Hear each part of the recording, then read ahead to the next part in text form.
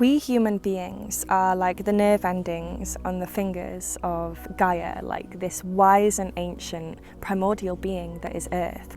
And we've come to a place in humanity where we've abandoned Indigenous knowledge, which knows innately that we are just aspects of this infinitely wise being, and that we as human beings are not the wisest, most intelligent and aware like creatures on Earth. That's ridiculous. We come from this planet that is ancient, you know, like we are just a little bit of the conscious awareness that is on this Earth, and there are far more intelligent and aware beings that we are able to, you know, interact with and co-create with. We live on a planet that is creative by nature. Like, look at what human beings are capable of, look at what nature is capable of, what the bees are capable of, and we have not forgotten, but we've been forced away from our innate selves. We've forgotten who we are because we've been pulled away from who we are, because there are people within this world who know of the divinely orchestrated creative consciousness of not just the Earth but the cosmos,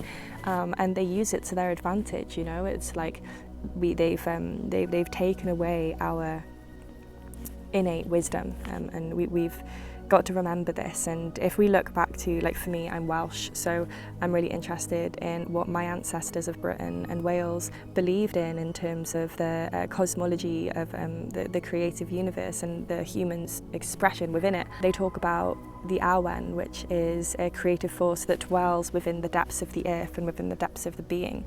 And they talk about being able to co-create and collaborate with the divine spirit of nature, and that we as humans have an ability to tap into this creative force that is very special to us as human beings. You know, our ability to speak language, our ability to weave words and sound. When we looked at ancient Britain, we're looking at a time where they didn't have any written words. So these beliefs and these traditions of Awen that I talk about are from a time where written word didn't exist. So you like try and drop into perceiving the world without having meaning associated with symbols, you know, where only sound and song, like, you know, different parts of the brain are actually turned on when we learn words and symbols. Like, it's almost impossible for us to try and imagine what it would be like. But our ancestors, you know, within all Indigenous cultures, were within this with this web of life where they fully understood the intrinsic connection between past, present and future, the patterns within the wind and the ants and the bees and the flowers, and how they could, you know, work with the world, work with the universe, work with the earth, and we're able to tap back into that. And for me, working with the Awen and just understanding the mythology of Britain as someone who's British has been really helpful, because there's so much in there that talks of the patterns of nature, the wind, the divine wind, you know, the intelligence of the trees and the oak trees.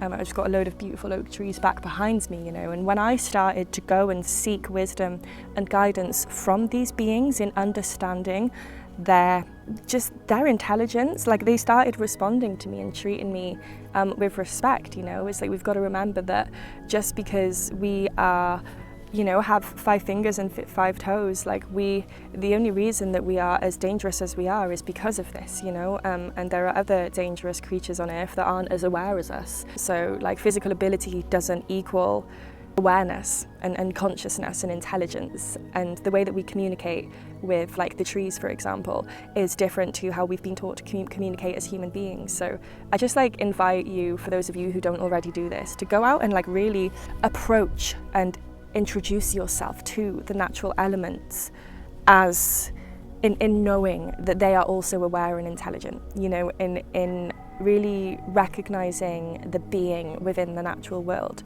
and asking if that being wants to collaborate with you in this divine creation that we're in. So the way that I do this is a lot with the waters, you know, it's like everything that I do online, all of my projects that I do, everything is guided by my collaboration with nature itself through the Annwfn, which is the ancient Brythonic and Welsh other world, or this inner deep world. I go into a deeper state of consciousness and I listen for insight and signs as to what to talk about next online, as to what art to create, as to where to go, you know, and I allow the land to guide me.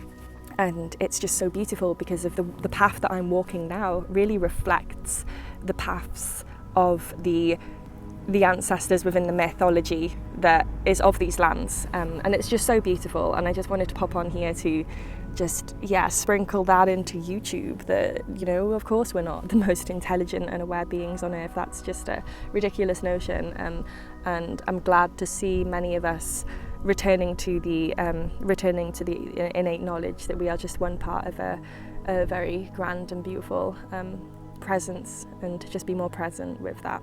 I would love to know how you work with nature in spirit, in collaboration. Let me know in the comments. So yeah, blessings everyone.